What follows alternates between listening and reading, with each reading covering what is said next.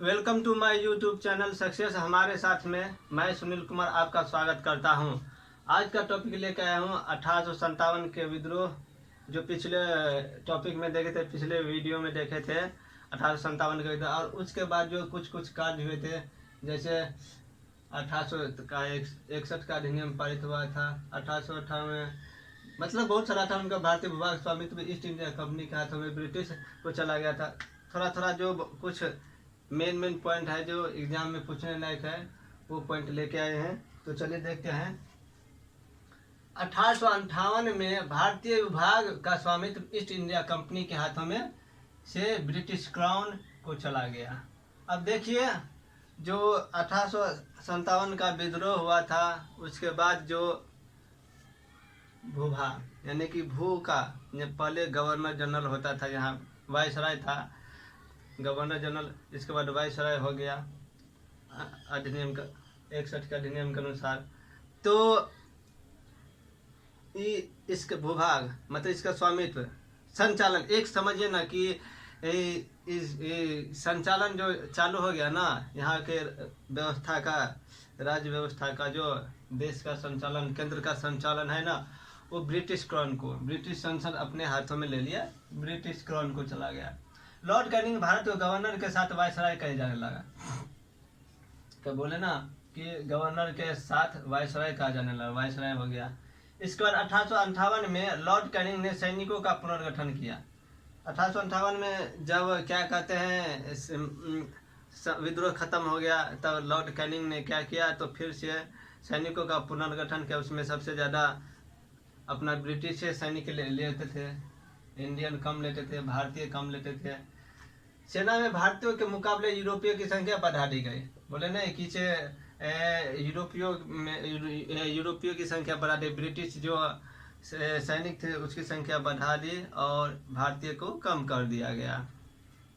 इसके बाद तोपखाना था, जो शस्त्रागार था, जिसमें गोला बारूद सब, गोली बंदूक सब रहता था ना, वो अपने यूरोपियों के ही नियंत्रण में रखा गया। यूरोपीय सैनिक ही उसकी देखभाल करता था, भारतीय नहीं करते थे। बंगाल सेना को समाप्त कर दिया, जो बंगाली सेना था उसको समाप्त किया। इसके बाद श्वेत विद्रोह, भारतीय सेना के यूरोपीय सैनिकों द्वारा सन 1858 में बिना सैनिकों की इच्छा के ईस्ट इंडिया कंपनी से ब्रिटिश शासन के अधीन करने से परिणाम था लॉर्ड कैनिंग ने 10,000 यूरोपीय सैनिकों को सेवा मुक्त कर दिया गया। अब देखिए, बिना मतलब का उसको 10,000 को तो विद्रोह करेंगे ही कि हमको क्यों हटाए गए, पद मुक्त क्यों किए गए। तो उसी को जो गोरों ने अपने ही अंग्रेजी सरकार के खिलाफ जो विद्रोह किया, उसी को श्वेत विद्रोह कहा जाता। गोरों का उधर गोरा किया था, उसी के श्वेत विद्रोह कहा था। इस पर 1861 का अधिनियम पारित हुआ। इसमें गवर्नर जनरल की कार्यपालिका परिषद में सदस्य संख्या 4 से 5 कर दिया गया। विभागीय प्रणाली की शुरुआत हो गई। विभागीय प्रणाली मतलब हो गया कि जैसे उसका जो गृह विभाग हो गया, वित्त विभाग हो गया, सैन्य विभाग हो गया, राजस्व विभाग अलग अलग हो गया अपना। विभागीय प्रणाली की शुरुआत 1876 में ब्रिटिश संसद ने एक महत्वपूर्ण अधिनियम रॉयल टाइल्स पास किया। अब इसी का अधिनियम के अनुसार जो है ना, 1876 में ब्रिटिश संसद ने एक महत्वपूर्ण अधिनियम क्या किया, तो रॉयल टाइल्स। उस समय में कौन था, गवर्नर लॉर्ड लीटन महोदय थे, क्योंकि रिपन जो थे 80 से 84 थे। इसके बाद 84 से 88 डफरिन जी थे, जिसके समय में कांग्रेस की स्थापना हुई थी। लॉर्ड मेयो के बाद लॉर्ड लिटन के बाद रिपन के बाद डफरिन। तो ऐसे करके अब कहीं पूछ दे कि 1876 में ब्रिटिश संसद ने एक महत्वपूर्ण अधिनियम रॉयल टाइल्स पास किया, तब पूछ देगा रॉयल टाइल्स किस गवर्नर जनरल के समय में पास किया गया था। ऐसा भी क्वेश्चन आ सकता है, इसलिए याद रखिएगा। इससे महारानी विक्टोरिया को समस्त ब्रिटिश प्रदेश की उपाधि से विभूषित किया गया। इसी अधिनियम के अनुसार महारानी विक्टोरिया को समस्त ब्रिटिश प्रदेश की उपाधि से विभूषित किया गया था। किसको, विक्टोरिया को। भारतीय परिषद अधिनियम की शुरुआत के साथ कार्यकारी, बोले ना, परिषदों को गृह, कानून, वित्त, सैन्य और राजस्व जैसे पोर्टफोलियो सौंपे गए। बना दिए गए। वायसराय को विधान परिषदों में नियम और कानून बनाने का अधिकार दे दिया गया। अब वायसराय को नियम परिषद और विधान परिषद जो होता था वहाँ पे कानून बना सकता था वायसराय, कानून बनाने का। और उसे क्या किया, वायसराय को आपात स्थिति में पहली बार अध्यादेश जारी करने की भी शक्ति दे दी। अध्यादेश जारी करने की, जो आपात स्थिति है, जैसे विद्रोह हो गया, भयंकर विद्रोह हो गया, पूरे भारत में विद्रोह हो गया, आपात स्थिति हो गया उस समय में। जैसे इंदिरा गांधी आपात लगाई थी तो उस समय में क्या कहता, सेना के अंदर चला जाता है पूरा देश। वैसे ही कानून कौन बनाएगा, तो वायसराय बनाएगा। यदि आपात स्थिति में पहली बार अध्यादेश जारी करने की भी शक्ति दे दी गई। आगे वर्नाकुलर प्रेस अधिनियम 1878। राजा राम मोहन राय को भारतीय पत्रकारिता का अग्रदूत कहा जाता है।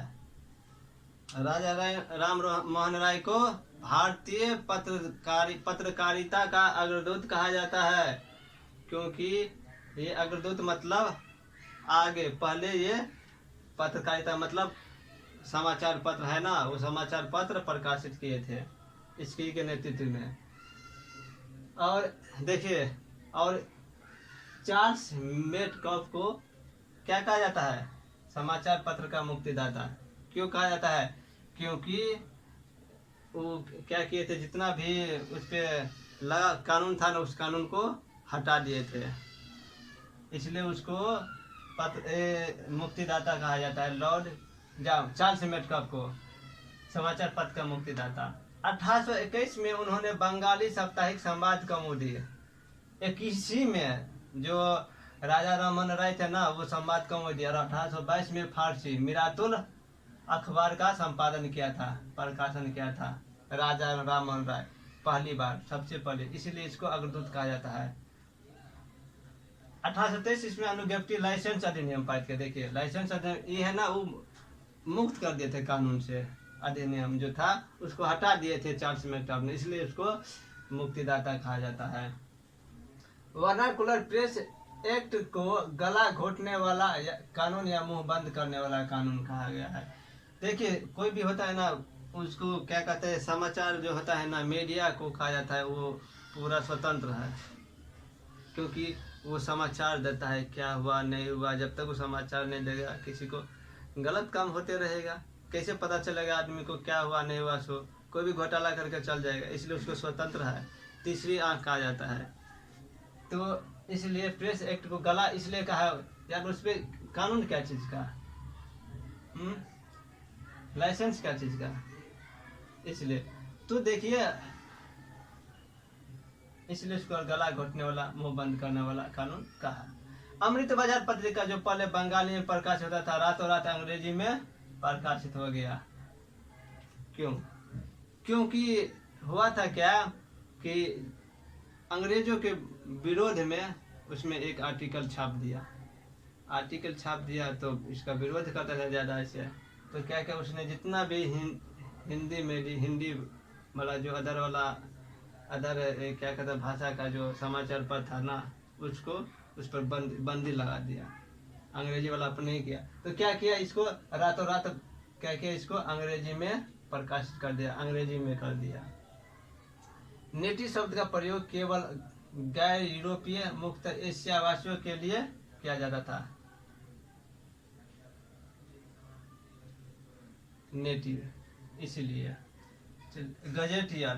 गजेटियर को भौगोलिक जानकारी देने वाला स्रोत माना जाता है। वस्तुतः किसी भी साम्राज्य, प्रांत या जिले का गजेटियर उक्त स्थान का सूचना कोश या इंडेक्स होता है।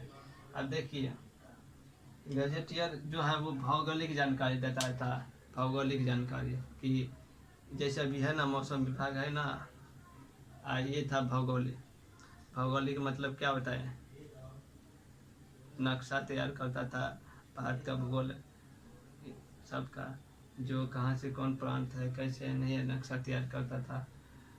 जैसे अब भारत की है ना, जो जैसे डुरंड सीमा, रेड क्लिफ सीमा सब तैयार किया है ना, सीमा बनाता था, वही था, वो भौगोलिक जानकारी देने वाला था, स्रोत माना जाता है। और तो किसी भी साम्राज्य, प्रांत या जिले का गजेटियर उक्त स्थान का सूचना कोश या इंडेक्स होता था। उस स्थान का, सबका अलग अलग रहा था कि आपका सीमा यहाँ तक है, आपका सीमा यहाँ तक है, आपका सीमा यहाँ तक, तो पूरा जानकारी देता था कि क्या कहाँ है नहीं है, सो इंडेक्स बताता था। और देखिए उस तरह का मतलब ये है, एक तरह से कहिए ना अमीन कह सकता है, अमीन उसको, अमीन जैसे अभी है ना बताता है ना पूरा भौगोलिक, उसी तरह से गजेटियर था उस समय में, अमीन बोल सकते हैं इसको। वहाँ की जनता और भूमि का विस्तृत विवरण होता था, विवरण देता था, वही गजेटियर देता था। 1869 ईस्वी में लॉर्ड मेयो के आदेश से डब्ल्यू हंटर, विलियम हंटर ने गजेटियर तैयार करने की विशाल योजना बनाई, जो बाद में इंपीरियल गजेटिव ऑफ इंडिया के रूप में सामने आई। अब देखिए हंटर के नेतृत्व में गजेटियर तैयार करने की विशाल योजना बनाई, जो बाद में इंपीरियल गजेटियर ऑफ इंडिया के रूप में सामने आई। 1883-84 ईस्वी में सभी नगरों के गजेटियर तैयार करने का पहला क्रम पूरा हो गया। अब देखिए जितना भी नगर था ना, सभी नगरों के गजेटियर तैयार करने का पहला क्रम पूरा हो गया।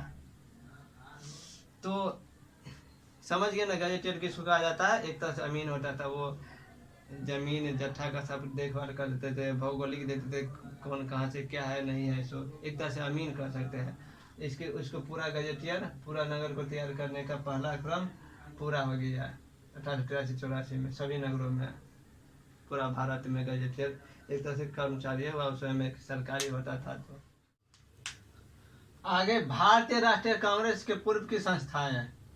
भारतीय राष्ट्रीय कांग्रेस की स्थापना हुई थी 1885 में। उससे पहले जो संगठन बना था, स्थापना हुई थी, उसके बारे में देखते हैं। लैंड होल्डर सोसाइटी जो बंगाल में हुई थी 1838 ईस्वी में, लैंड होल्डर सोसाइटी की स्थापना हुई थी। ब्रिटिश इंडिया सोसाइटी जो बंगाल में इसके 1843 में हुआ था। ब्रिटिश इंडियन एसोसिएशन इसका बंगाल में 1851 में हुआ था। नेटिव एसोसिएशन इसका स्थापना बम्बई में 1852 में हुआ था। बॉम्बे एसोसिएशन बॉम्बे 1852 में इसका भी हुआ था। जो उपरोक्त सभी संस्थाएं स्थानीय और क्षेत्रीय थे। ये संस्था तो स्थानीय है, यह स्थानीय रूप से थे, क्षेत्रीय थे।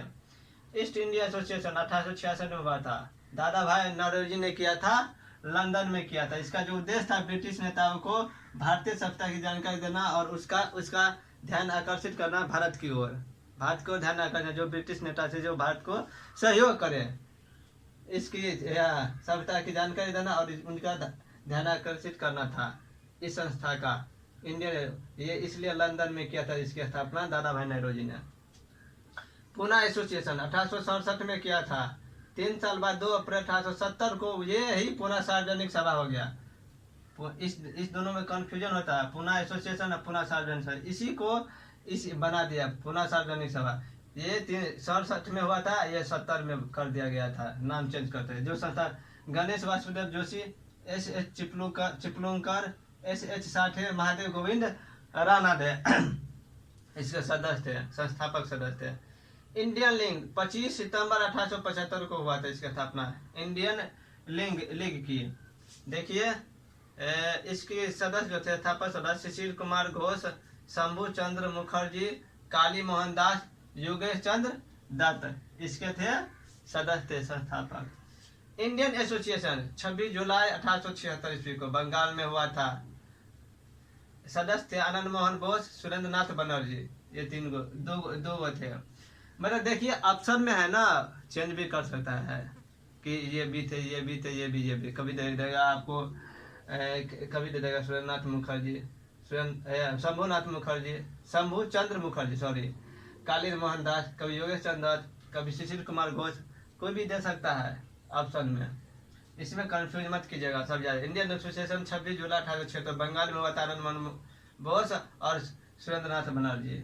मद्रास महाजन सभा 16 मई 1884 में मद्रास में हुई थी इसकी स्थापना, मद्रास महाजन सभा का। सदस्य थे बी राघवाचारी, पी रंगैया नायडू, आनंद चार्लो इसके सदस्य थे।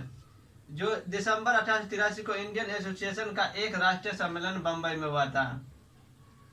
1883 में इंडियन एसोसिएशन था, उसका जो अधिवेशन हुआ था, सम्मेलन हुआ था, वो बम्बई में हुआ था पहला, 1883 दिसंबर 1883 में। और दूसरा सम्मेलन 25 दिसंबर 1885 को कलकत्ता में हुआ। इसी वजह से सुरेंद्रनाथ बनर्जी ने प्रथम अधिवेशन में नहीं आया था। भारतीय राष्ट्रीय कांग्रेस के प्रथम अधिवेशन में शामिल नहीं हो सके थे सुरेंद्रनाथ बनर्जी। इसी कारण जो इसका दूसरा सम्मेलन कलकत्ता में हुआ था, इसलिए। तो ये था। आप लोगों को ये वीडियो कैसा लगा तो लाइक कमेंट शेयर कीजिए। इसमें जितना भी इम्पोर्टेंट था वो इसके बाद और भी संस्था है वो आगे के वीडियो में डालेंगे। तब तक के लिए आप लोगों को बहुत बहुत धन्यवाद, और लाइक कमेंट शेयर सब्सक्राइब कर दीजिए जिससे आपके अगले वीडियो का नोटिफिकेशन हो जाए। इसके बाद बंगाल 1885 से 1905 तक जो कांग्रेसों का जो एक्टिविटी रहा उसके बारे में जो पॉइंट है, कुछ इम्पोर्टेंट पॉइंट्स है, वो सब अगले वीडियो में देंगे। तब तक के लिए जय हिंद।